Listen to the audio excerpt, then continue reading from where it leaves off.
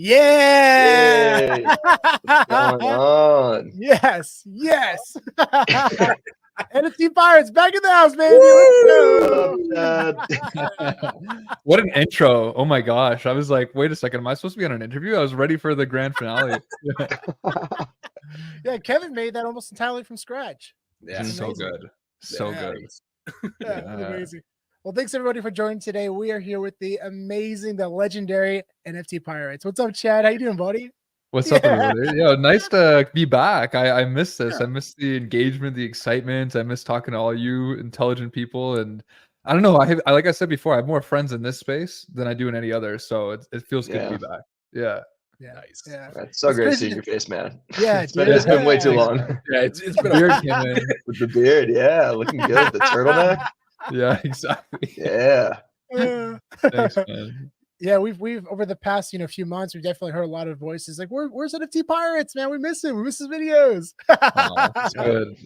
A lot of nice people, like so many people reached out to me and just like so many comments from the community, not even necessarily for like, to get like prices inflated or anything like that. They just missed chatting. They missed the camaraderie. Yeah. Like it was cool, It was really cool. Well, we got a lot of people here right now who miss you. We got Bill Gardner, Jeff in the house. What's up, Bill? What's up? We got Chris Severs. Of course, the one and only Johnny Dunn.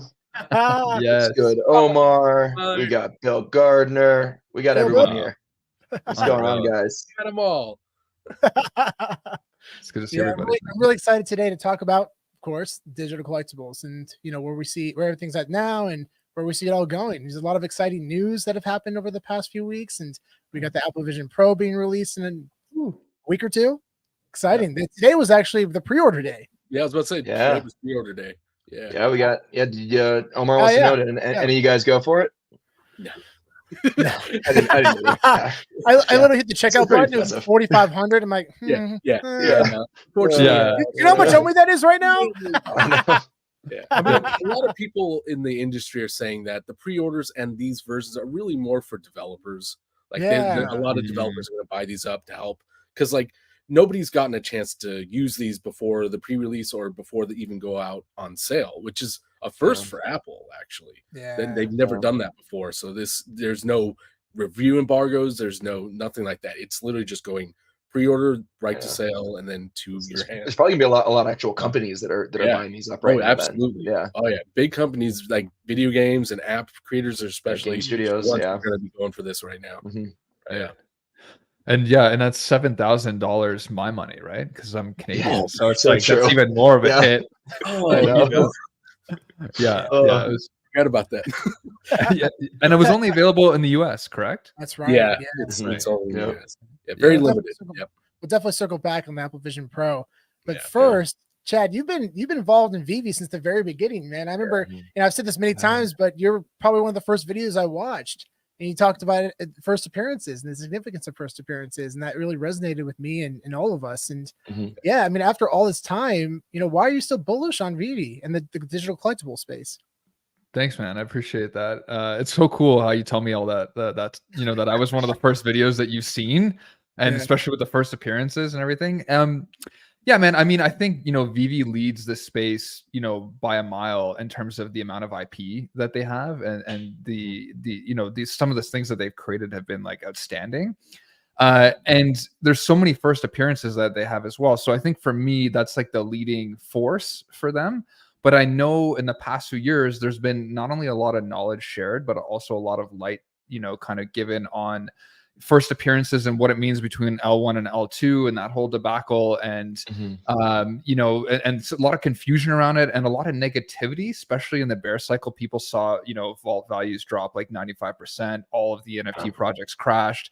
And a lot of people, lost of money, right? So I think there was like a lot of negativity surrounding it, but it doesn't change the significance of a lot of these items. We are headed into a digital revolution.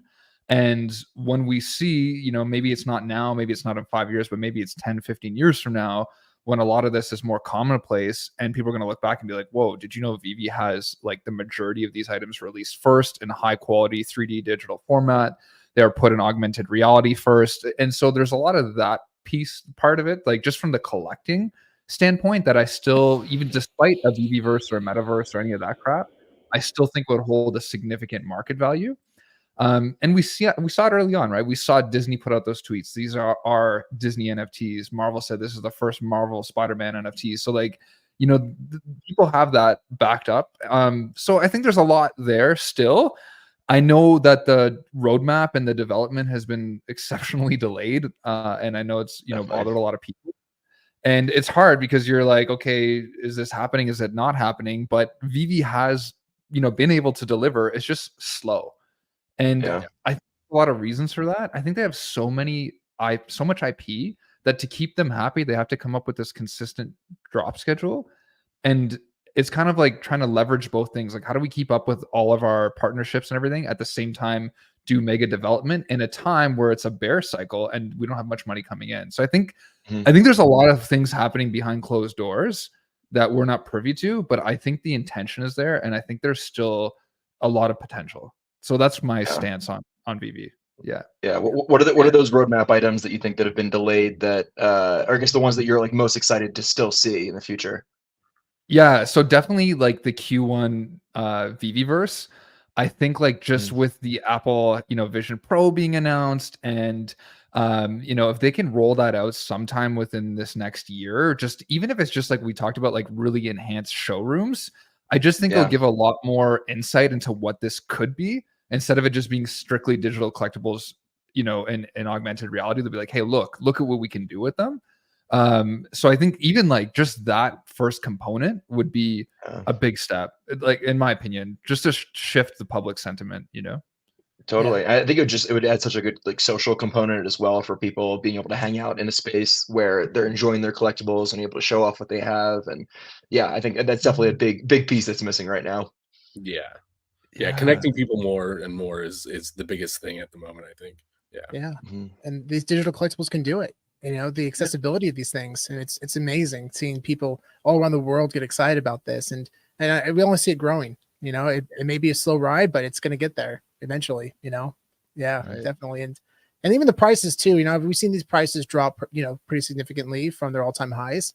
But we're seeing that in physical collectibles too, and that's a big thing that a lot of people don't really realize is like for comic books. You know, look at UF4, the first appearance of Miles Morales is the 9.8. The all-time high, I think, was around $4,000, and it's around $2, maybe even under $2 now. I think it's around $1,500 now. So you saw a 50% drop of one of the most significant modern age comics. Edge of Spider-Verse 2, significant drop. First appearance of Spider-Gwen. You see a lot of big drops, even physical grails. We're seeing big drops too. But does that make you less bullish on the future of physical comic books? No. No, we just saw some massive record sales that happened recently. There was an ASM1 that sold for $1.36 million. It was apparently the first 9.8 that ever sold publicly. You know, we saw a lot of big DC comics as well. We saw Showcase number 4, the first Silver Age appearance of the Flash, and that sold for $900,000. That's the 9.6 in its highest grade. Wow. So you know, it's exciting. It's exciting to see these big record sales happen, and it just continues to grow. It's really exciting stuff. Yeah, and I will say just on price, like it's encouraging to see, and obviously they're down quite a bit from all-time high, but like some of the grails in the app are still like they're holding relatively well. Like you know, the first ever the Spider-Man, you know, the highest rarity, like that's still like right around like $5,000. You know, partner statue is still like 2,500, like the VV logos like still like $3-4 grand. Like it's like there's definitely like people still put tremendous value on a lot of these. You know, even like I was just looking today, what else like. There was what was it? Ultra rare of MC1 is like still like $1,000. You know, like people are still putting tremendous value on these things, and yes, they are down quite a bit from all-time highs, but like people are still excited, obviously. Yeah, and you said like Miles Morales 14K floor, secret rare, and that new comic that came out. I think it dipped down to like 180s. I think it got down to the 180s, and then it shot it's like 350 floor. So there's still a lot of price action, like you said, Spencer. It's not like these things are completely deflated entirely. Like there's still a lot of things that are significantly elevated, like $60 retail going for 14,000. I mean, give me a break. Yeah. And that's the thing too, right? Is there's so many comics now on the app, and we're going to see even more. But which ones have the best opportunity to bounce back? And that's something that we've all talked about for quite some time. even if they dip, you know, will they have a chance to bounce back? There are some collectibles and comics that probably won't reach their all-time highs again. It's very possible. But which ones will continue to increase in value over time as an investment? We'll definitely find out soon or in the next few years. Definitely. Yeah. I want to shout out a couple other people in the audience. Like say, Chris Evers also said that you were one of the first people he ever watched as well.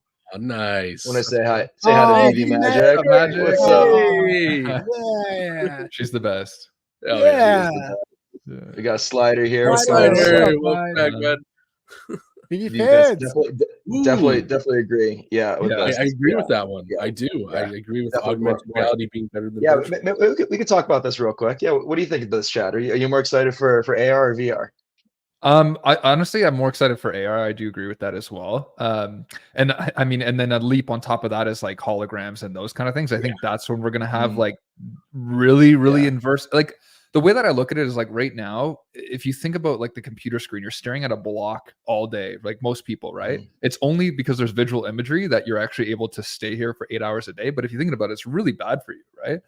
And with holograms and stuff in the future, like if there's this digital projection, you'd be able to walk around and do things while you're talking to people, move things. Like it's going to be amazing, right? So I think we're in this weird state of technology right now. So I'm excited, and Star Wars, of course, got me excited for holograms way back in the day. It feels like that and Tony Stark moving around, you know, in the lab. It feels like the natural next step, right? Physical space, then transition physical and digital, and then digital, you know. But I always feel like there's going to be a place for physical and digital, even if all digital becomes really big, which I feel like it probably will eventually. I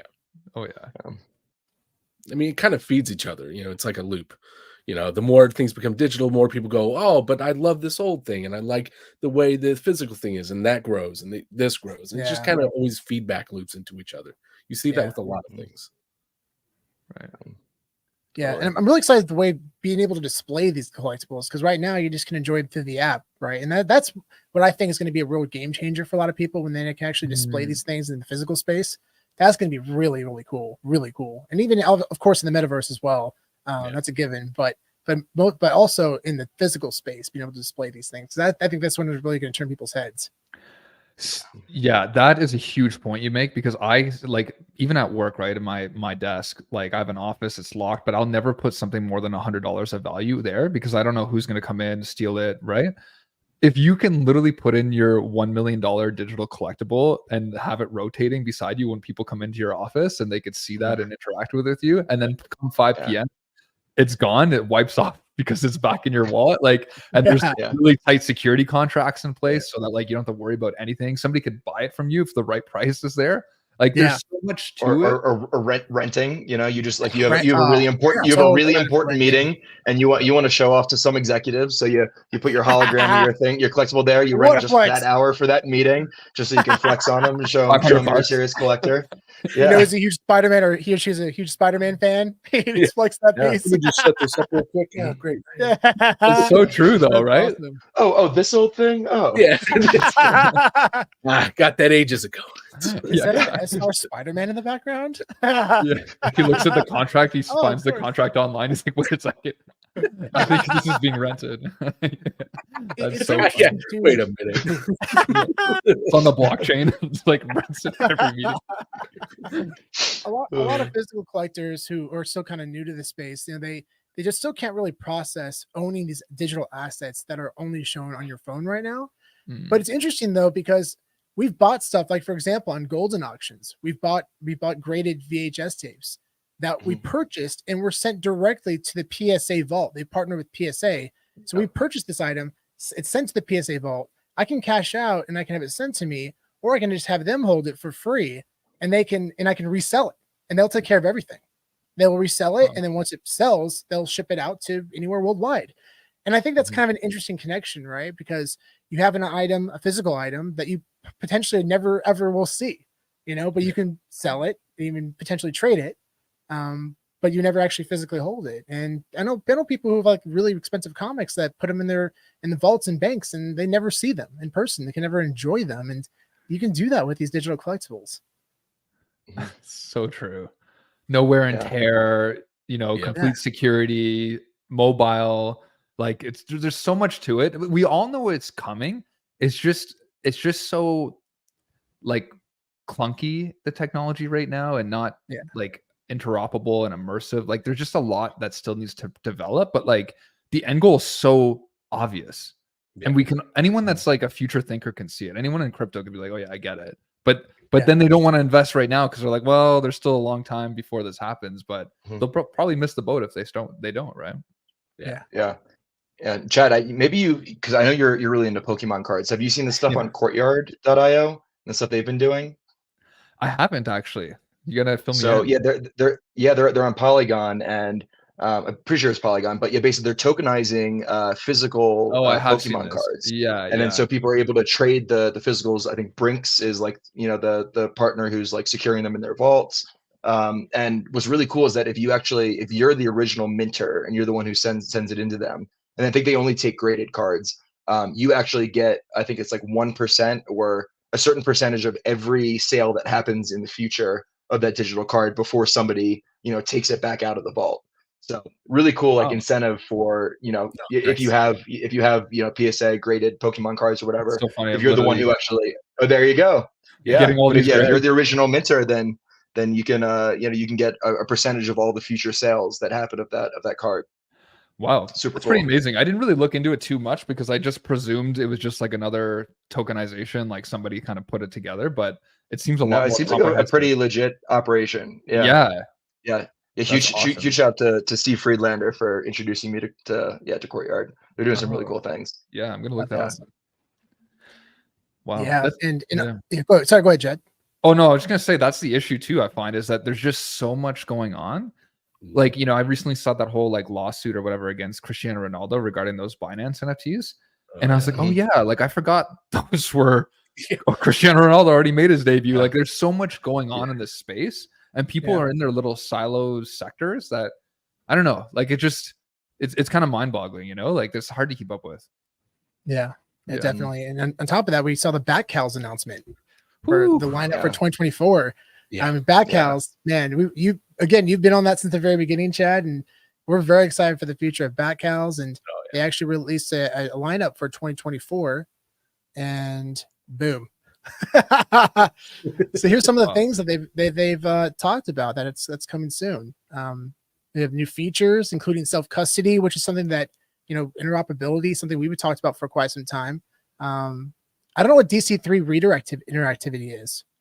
Does it sound like maybe something they'll probably be doing in AR potentially? I'm not really sure. Potentially, or somebody do something cool with the comic reading experience, or maybe like parts of the inside of the comic get like animated or something like that, or like augmented reality, like where something like, you know, something comes out at you while you're reading the comic.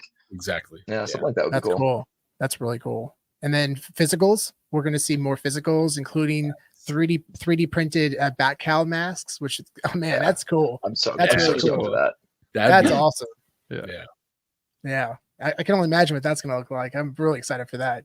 Super cool. And then in real life events, we've been to a couple ourselves, and it's been a blast being able to meet the community and the people involved in Batcals. And big shout out to Andrew and the entire team over at Candy. Yeah, like we got this. Yeah, that's right. That's crazy. I got mine up here somewhere too. Yeah. Wow. Yeah, man. I mean, big kudos to the Batcals for not only, you know, taking this small community and promising like all these, you know, utility features every 52 days, but to be this consistent and still be offering this amount of things like all this time, like later, right? I mean, I look back at that interview with Matt Mason, and I was like, you know, I wasn't really sure where it was headed, but I really felt like they did an amazing job of taking the money that they earned from those cows and purposing it and delivering it back to the community. Like it just, I don't know. I think a lot of people can take notes from that project. Yeah. Agreed. Yeah. The amount of utility that they've provided for their holders it's crazy, like, compared to almost any other NFT project out there. Right. It's so impressive out of that than a lot of the things that I'm a part of, like constant. Right. Yeah. And you can still buy into it now, right? And still then get like, and still be surprised by what's happening. And then it's pretty amazing. It's true. Yeah, it's not too late to get involved. It's crazy. Yeah, they're still doing more and more things. Right. Yeah. How's the price movement been on cows since the announcement? They're hovering around retail. Okay. Really? Yeah. Nice. That's cool. Yeah. Independent, of course, on the traits. You know, they always increase in value. I know. Yeah. Yeah, but I'm definitely gonna keep my eye on that market, and even the comics that are being sold on there too. They keep releasing bangers. I mean, DC owns the golden age of comics, and they're releasing comics that are like 3,000 variants. 3,000 total editions for really significant comics. Like Showcase 4, for example, we just talked about that. There was the legendary floor, even shortly after the sale, for $900,000. That was like $150 comic for the legendary. Yeah. And that's a very significant comic. And now it's, estimated to be worth over $1 million. I'm actually surprised it didn't sell for over $1 million, because the last time that one sold, it's a 1 of 1, 9.6. There's no 9.8s. And that one sold in 2009 for like around 150 to 170,000. So it definitely saw an increase in value. But still, I'm surprised that should be a 6-digit comic. Yeah. Wow. Or 7 digits. Yeah, I was like, maybe. Yeah, 7 digits. I don't know math good. Man, but the focus is really shifted off, right? What was that? No, it's 7 digits. Yeah, the focus really shifted. I found from like the DC Comics, like it's almost like they're going like under the radar right now. Totally. And like Superman #1, I think I think it sold for like 5.2K or something. I think it's because a lot of people are also realizing that the bull cycle is starting, so they want to like leverage different things. Like people have different plays. Some people like will rather buy into an asset and wait till the hype, or vice versa, get out of it and use that money to diversify. But I really think that these are like being slept on big time. Like there are a lot of them in there. Like even Batman #1, I knew there was a lot of like issues with the cover. Like they didn't really there was a few things missing, color coordination, all that stuff, but it's still Batman #1. You know what I mean? So it's like, there's a lot of significance there backed by DC. I mean, I don't know. Yeah. I'm with him. Yeah. And big shout out to 101 Pop. Big shout out to 101 Pop. He asked earlier if we're going to be coming to France. Unfortunately, we're not going to be out there. But I hope you guys have an amazing time. And please, we're going to be living vicariously through you and the videos that you post. So please. My favorite place, friend. Yeah. But he brought up a great point. DC Comics are low right now. What are you thinking? I mean, I really think that DC Comics, both in physical and digital format, are significantly undervalued. And I think a lot of it has to do with the films that have been released over the past 5-10 plus years. The MCU crushed it and created so much popularity for these characters. And a lot of the value that people put on the comics, especially the first appearance comics, are tied to the films, or games or just pop culture in general. So I'm very bullish on James Gunn. I think he's going to absolutely crush it. I'm very optimistic, cautiously optimistic, I'll say. Right, Kev? I'm already an optimist as it is, but I'm like, there's no person better to like take on that responsibility right now than James Gunn. And I remember like 6 months before the announcement, I was like, I tweeted out, when is DC going to pay James Gunn like $2 billion just to run DC films? And 6 months later, sure enough, he got hired to run DC films. I'm like, let's go. That's huge. I hope they gave him $2 billion. He's got a lot of work cut out for him. He's got to turn things around. Yeah. He's got a lot of work. Huge lineup coming out, and really exciting times, man. Really exciting times for DC. Yeah, totally. And it was like, Zed really likes Courtyard, and I totally agree. Need the same, but for comics. And there's a couple companies who have attempted that that just like haven't really gained the traction. Like there's one called Nox. That's a cool company that actually I have a digital. What is it? It's an Uncanny X-Men. I think it's Gambit. I think that's the one. It's one of those comics. But I still have it like in their vault somewhere. But I have the NFT for it. Nice. But they unfortunately just for whatever reason never took off. But hopefully somebody could do that. Maybe Courtyard is the one who's going to do it. But would love to see that for comics. See that for comics. Yeah, definitely. Yeah. And a big shout out to Up Crypto. What's up, buddy? Hey, Jason. And Mario, what's up, buddy? Mario. Thanks for joining. So Chad, what are some collectibles that you're still really excited about after all this time? What are some collectibles that you're still really bullish on? Yeah, I mean, I think it goes without saying, like all the major grails, and I think now we're seeing the essence of like time play a factor, like so we can see which ones kind of stood afloat during that bear market. So I mean, in no particular order, but I mean, obviously, Walt and Mickey, the partner statue, which only hundreds of millions of people walk through every week and see these two iconic people that started the world of animation, and it was Disney's first week of NFTs, and I mean, it's all gold. I mean, I don't know. To me, it was just like such a no-brainer. I know it's 4,333. I'm a huge fan. Obviously, got to support the Miles High Club. So Miles Morales is so rare. I just think it's so badass, so limited, and it just looks. I think they did such a good job with the details on that one that it it almost adds like 20% or at least a quarter right there of its value. And then Todd Rizzo, I still like Rizzo because he's only 1,000 right now, and it's like he's so badass for me because it's such an iconic collectible from when I started. I'm never gonna get rid of my Rizzo. I can't break up that set either. I have and I have to continue getting all the black and white sets that ever get released in the future because I've got them all so far, so I just got to keep going. You got it, man. And I think the scarcity element's interesting right now because just like when we started, the scarcest collectibles are really the ones that were the highest in price, but then we had a mass volume of people, and then it was like popularity really shone through, so it wasn't so much about that. But now we're back into like it being more limited, and then I don't know if we're going to get that same amount of people because of the saturation effect too.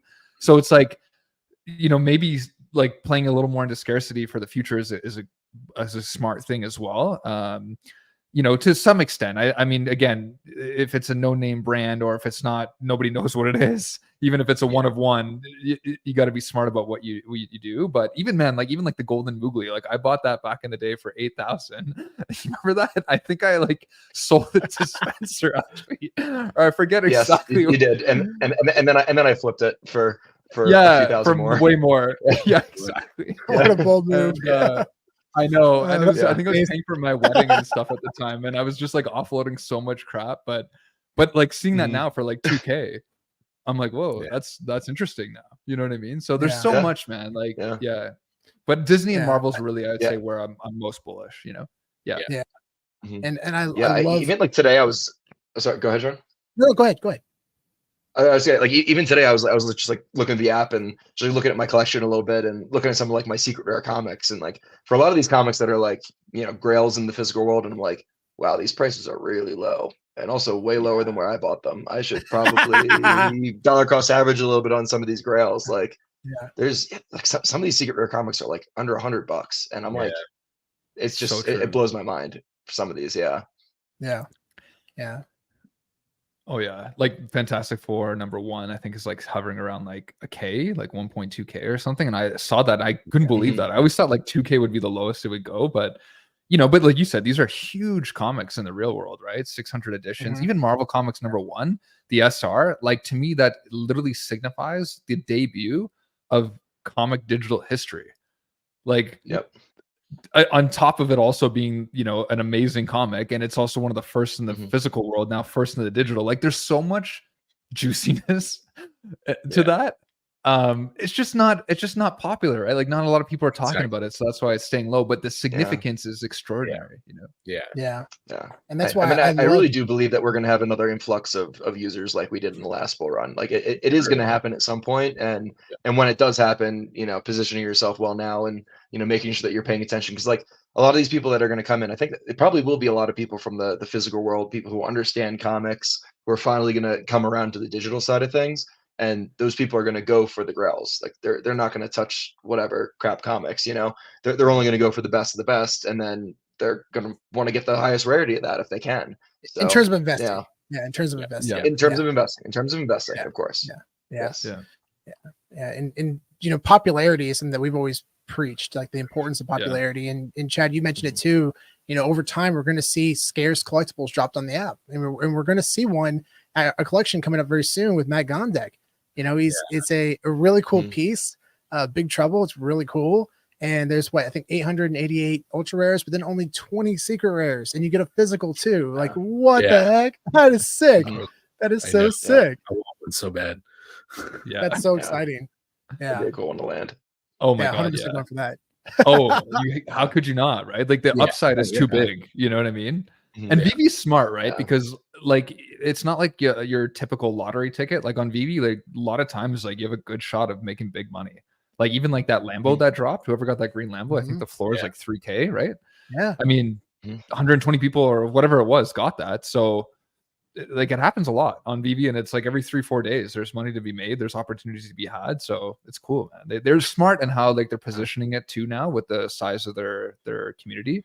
I'm really happy about that. Like even that recent comic that dropped was only 6,000 editions, 150 the secret rare. I'm like, that's perfect. Like that's exciting. You know, there's for the people who are collecting right now, it's exactly what we want. Yeah, exactly. Yeah, definitely. And that perfect combination of popularity and scarcity. And that's why I keep always going back to refer to Miles Morales. And unfortunately, I don't own any of the variants of Miles Morales. I slept on that one, and I've been watching the market like a hawk, waiting for it to dip down, and it doesn't dip down. It'll dip for a minute. I'm like, all right, wait for it to go here. That's my level of entry. And then it goes back up again because people are going to keep buying them. And that's the perfect combination of scarcity and popularity. And that's why I love that collection so much. So much.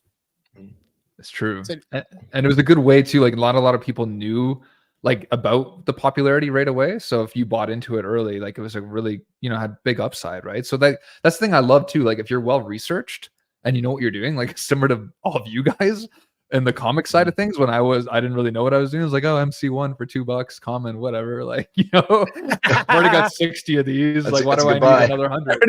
Yeah. So,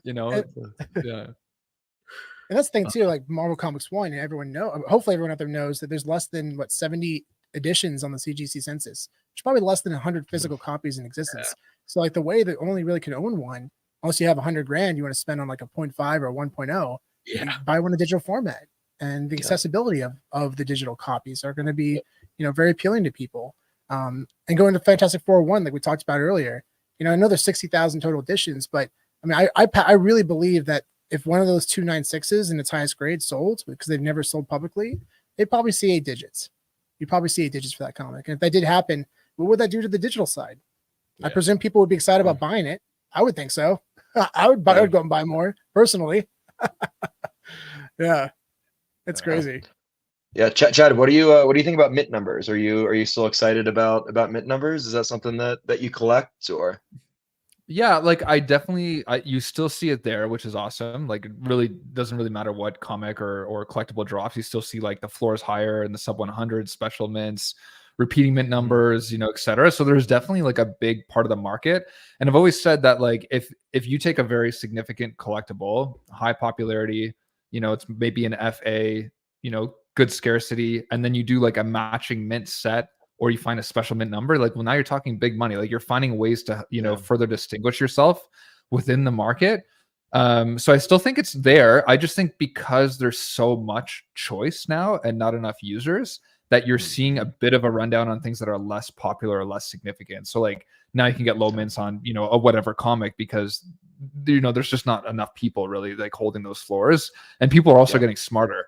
Like back in the day, you'd see low mints just being dropped when it was new. So true. And it was so much fun that when the trades were there, you're like, oh, look at this. Sorry to say this, but look at this idiot.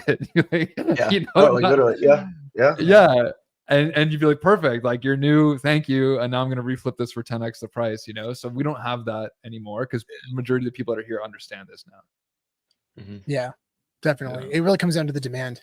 Yeah. And when the demand returns, I anticipate people will get very excited about low mint numbers again because like you mentioned, a lot of the items are going to be purchased. Yeah, I mean, we saw those low mint numbers going for crazy numbers, even like 200 or 2xx or 3xx, just like the mid tier lower mints, they're selling for premiums too. And I think that's a really interesting perspective because I think that we're going to see that again in the future because it's really the only way to differentiate value between the collectibles. Right. Exactly. Yeah, so great point, Chris. Here, for MC1, it's like however many VV users there are, there's only 60,000 of them. It seems like a lot, but like the total number of people that I think eventually will be in this market, it's like an insignificant amount. There's not enough for everybody to be able to get what they want. So I think like that's the perspective that I think a lot of people forget about, especially when looking at some of these like really scarce collectibles and there's only like 1,000 editions. It's like there's going to be a lot more people that want these than just 1,000. So yeah. Right. Yeah, definitely. Yeah. And it's amazing too, like when something that's like really popular, like just as an example, like Miles, like then you see all the other product around Miles that isn't like start to go up as well, even though it might not be that significant. Like people just want a piece of it, so it's amazing like how that works in this market. Or even like somebody gets priced out of the secret rare, so then now they go for the ultra rare, and the ultra rare price goes up, and then people get priced out of the ultra rares and they go for the rare, and it cascades down. Smart. And I'm really excited to be able to search for mint numbers for even making offers. I mean, we've talked about that too, because that's a big deal. That's really going to help elevate the significance of mint numbers when people have an opportunity to go after mint numbers that they are, that are really important to them, and also being able to track them and understand like what are people putting value on. Especially like we're bullish on publishing mint years, man. There's a few people out there that are really been collecting hard on those publishing mint years, and they're one of the ones. Like those are, and there's been big sales recently. Man. And they have to be, right? Like 1977 Star Wars NFTs, like even the 66 Vader. I like something is so cool about that, right? Like that's just a museum piece. I could see, like, again, I might be going a little bit off because I know a lot of people don't have the same optimism that I sometimes do, but I mean that could literally be like an institution or some big investment firm that's like, we want to buy this one legit item, similar to like in the comic world, right? Like because we see it as something significant that could be at a future digital auction. Like I don't know, like some of it's huge. Or even the original licensors, like Disney. Right. You don't think they want to go try to get that 1923 Walt statue? Celebrating they've spent so much money on marketing for the 100-year anniversary. That's a really significant year. 1955 for Disneyland when that opened. You don't think they want to flex that in their metaverse or even at their parks? I think that's a big deal to them, I would presume. Yeah, right. Definitely. And now we have the Apple Vision Pro coming out. We've been talking about this for like a year and a half when AR comes into play, and it's finally happening. It looks amazing. From everyone that I've talked to that's actually used it, they said it's actually mind blowing how impressive it is. The tech is. They come out for what is like 100, like 200 3D movies or something like that are enabled for it. 150. Yeah, that's pretty good for release. Yeah, it's not bad. Keep in mind this is the first generation version of this. It's going to get better from here. Totally. Like right now, the biggest issue is that it has a 2-hour battery life, and that 2 hours is it's not less than the time of a full movie. Well, that also the 2 hours is like by the time like you fully charge it to when it like dead. So technically, you don't really even have the full 2 hours. You just have like the in between, like an hour and 45 minutes of actual usable like things before the screen dims, before things start like shutting off. So it's like, all right, so you have an hour and 45 minutes with this giant headset, which the biggest problem is it's heavy. It's actually the heaviest headset on the market in terms of like virtual reality and augmented reality. In fact, Apple just announced they're actually releasing a new strap for the headset, which is one that wraps around the top of your head and goes behind your head, because it's so weighty it needs to like sit there. But all of that is compounded by the fact that the features that this does have in terms of like being able to select things with just your fingers and your gestures, and the way things move around inside of this virtual augmented reality that they have is literally second to none. And no one else has what Apple's doing in that space. And I think that's going to be the big game changer. I think that's really where everything's going to be. Because like video games, we have headsets for video games. We have those already. You have the Quest, you have the Oculus, you have all these. That's already been around for almost a decade now. We have those versions. It's all about the augmented reality that's going to be coming. And I think that for me is why I'm excited for the Vision Pro. That feature set is what I really am like excited for. And I can't wait for version 2 or 3, because that's just going to get better and better and better in the iterations. And cheaper and cheaper and cheaper and cheaper. Yeah. Especially for us Canadians. Yeah. But those are great points, Kev. I mean, I know that this device really is for creators. you know, to help create assets that we can use within the actual technology. And it definitely feels that way. But as we all know, these things are going to get lighter and cheaper over time. You know, like one of the first, I remember we sent out a tweet recently. It was crazy looking back and seeing how much things cost when they first came out. Like the first, what was it? The VCR cost a few thousand, like $3,000, somewhere around there when it first came VHS out. tapes, inflation adjusted, were like $300 a piece. Yeah. Wow. Yeah. Things were expensive. Plasma TVs when they first came out in like 2003 were like $10,000+.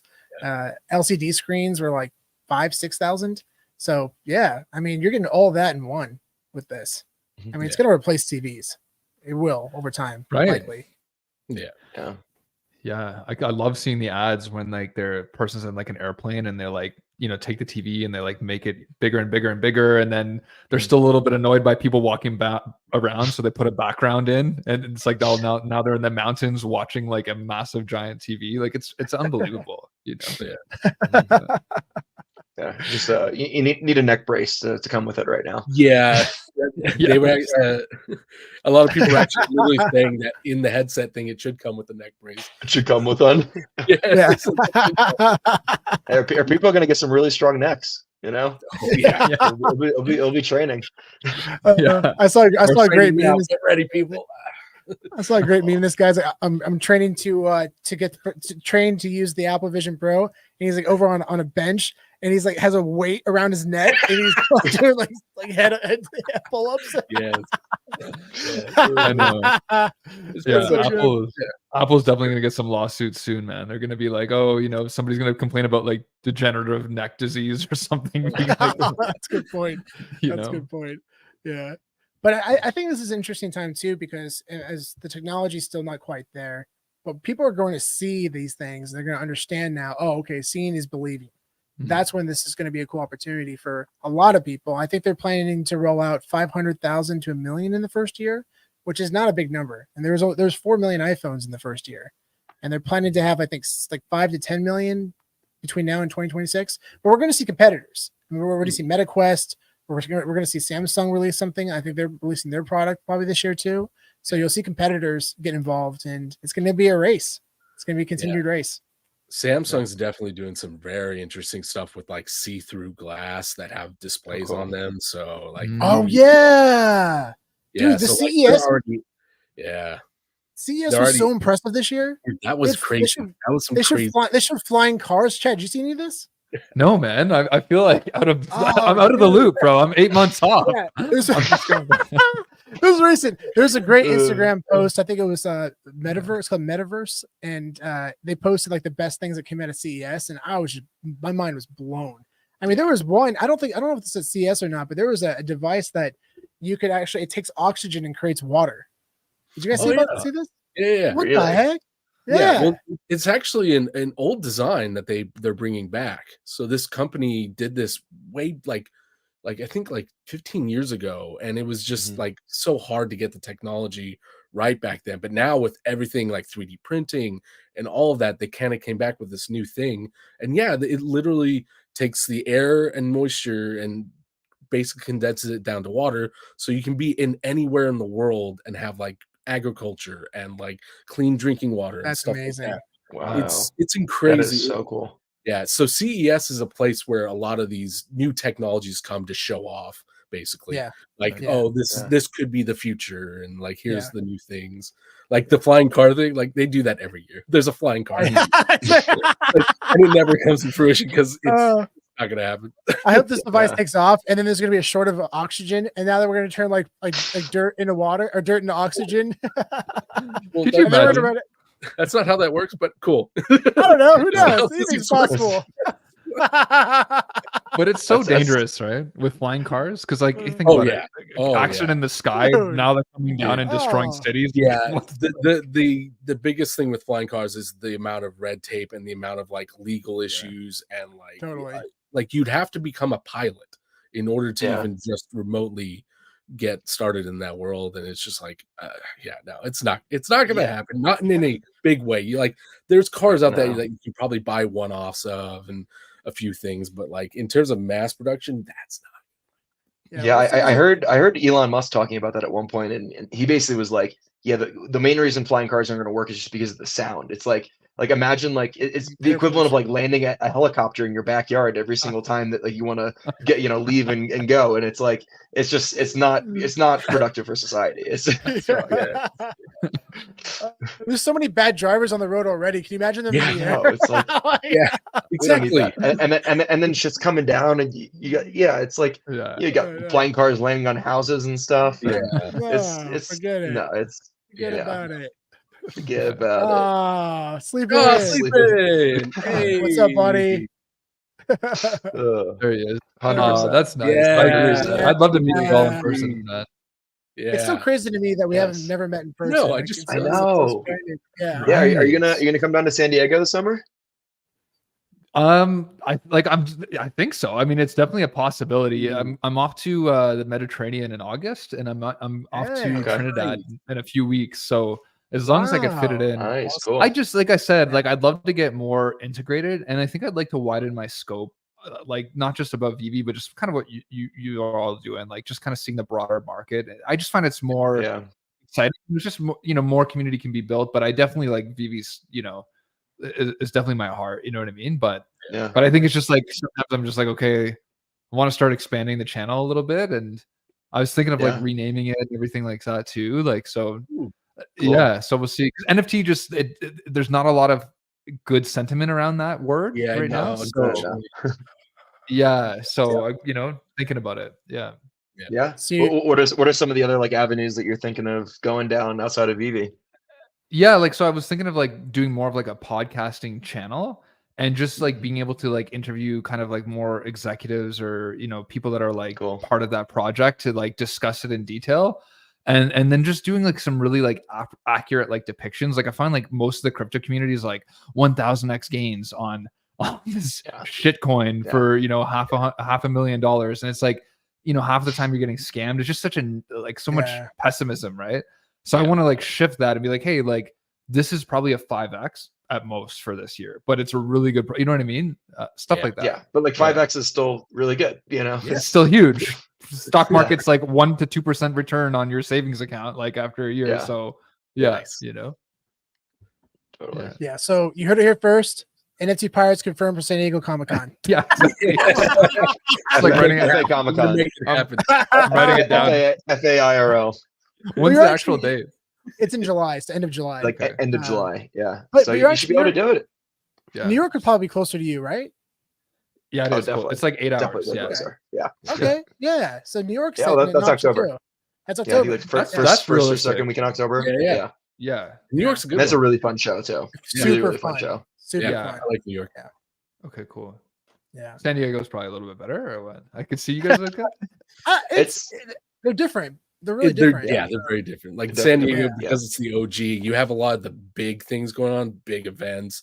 Everyone comes out there. Yeah, like a ton of like satellite events too, and things going on outside the actual con too. Yeah. Yeah. But it's also a lot to take in.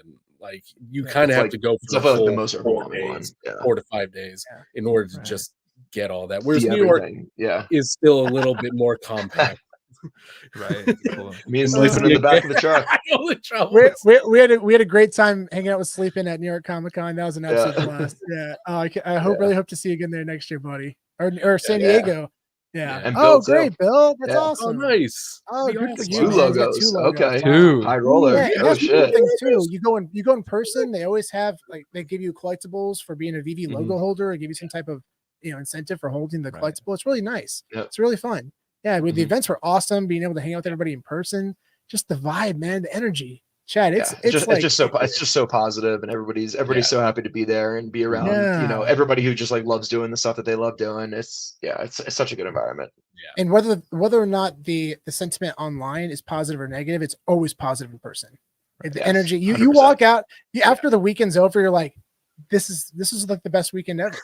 Yeah, I see that every single time I go. Literally, you're on a high coming off of every single one of these events. Yeah, literally. That's so cool. Yeah. People keep saying that. They're like, you don't understand, Chad. Like when you show up, people are going to be like, "What's up?" And like, so I'll have you'll be like a modern celebrity. Everybody's going to know who you are. Everybody's going to want to come up and give you a hug. It's going to be Wow. Yeah, that's so cool. Yeah, and Omar, great point. Yeah, they have exclusive events.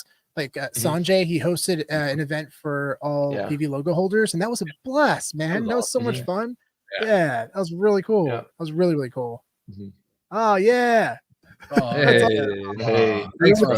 Fellow Canadian. Yeah, fellow Canadian. He actually gifted me a Batman Who Laughs statue, which was super nice. Oh, cool. That's amazing. Yeah, so big kudos, man. I appreciate that. I'll never forget that. So yeah, super cool. That's awesome. Yeah, 100% sleeping. Yeah, we gotta make that happen. That'd be a blast. Yeah, and Chad's confirmed for San Diego. So yeah, we'll see and New York. He already booked his flight. We're good to go. Yeah. I just did it. Yeah, well, if you're interested in going, Chad, you should look into press badges. You should. Yeah, you should. Yeah, really. Yeah, I mean, you have a channel, you make content. Like it's you would definitely be able to get yourself a press badge if you worked for it. But you just gotta start doing it far enough ahead of time. Yeah. Well, let me know, right? Tag me when it's happening, and then I'll tell my wife now. So we can like start to plan this. It's not gonna be like 2 weeks before, like, hey, can I spend $5-6 grand? Either way. Exactly. We'll get an Airbnb together. It's gonna get wild. Exactly. Maybe, I don't know if I'll be able to make it actually. No, it's just safer. Like, never mind. I don't want to go. Don't want to make any mistakes, you know. You're sharing a room with Sean. Yeah. We never leave the room after 3 days. Just looking at comics. They should be talking about collectibles for 3 days straight. They haven't left. I could see that actually being real. I was about to say, I was like, that's probably not far off. That's awesome. Well, Chad, I can't thank you enough for coming on today, man. It's been so good talking to you again, and it's good to see your face, man. Look at that beard. Yeah, look at that. It's fantastic, dude. It's so good to see everybody here too, man. Like I said, I miss it like tremendously, and this was nice. It was kind of like a kickstart for me to kind of come back in and the catalyst to move forward here. So I appreciate you kind of having me on and reaching out and get me back in the game. Really appreciate it. Oh yeah, absolutely, man. And one more shout out, D1 yeah, awesome. What's up? Nice to see you. Yeah, that's awesome. Well, thanks again for joining everybody. And man, if you're not following NFT Pirates already, make sure to do so on Instagram, Twitter. Subscribe to him on YouTube. He's the man. Yeah. Do we have any giveaways right now to plug? No, but we have a really exciting giveaway that we're going to announce next week. Next week. Yes. Next week we have a really guys, really exciting giveaway. Really exciting giveaway. Really exciting. really. It is probably our favorite giveaway yet that we were about to do. Yeah, potentially. Yeah. And we've done a lot of really good giveaways. So that's saying something. Yeah. So be on the lookout for that. Yeah. Thanks again, everybody, for joining, and we will see you on the next one.